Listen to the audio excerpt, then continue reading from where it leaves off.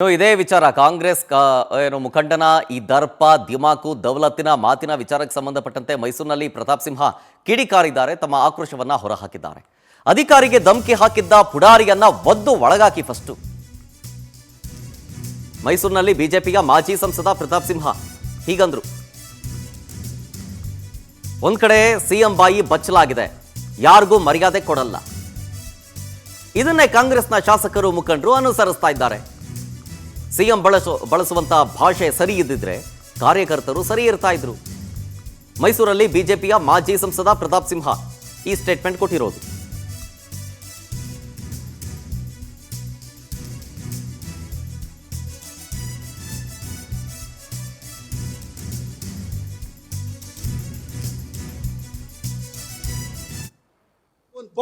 First ಸಿದ್ದರಾಮಯ್ಯನವರು ಅವ್ರನ್ನ ವರ್ತನೆ ಸರಿ ಮಾಡ್ಕೊಳ್ಬೇಕು. ನಿರ್ಮಲಾ ಸೀತಾರಾಮನ್ ಎಂತಳವಳು ಅಂತ ಕರೆದ್ರೆ, ಈ ಮನುಷ್ಯನೇ ಕರೆದ್ರೆ ಇನ್ ಕೆಳಗಡೆ ಅವ್ರು ಏನ್ ಮಾಡ್ತಾರೆ. ಹಿಂದೆ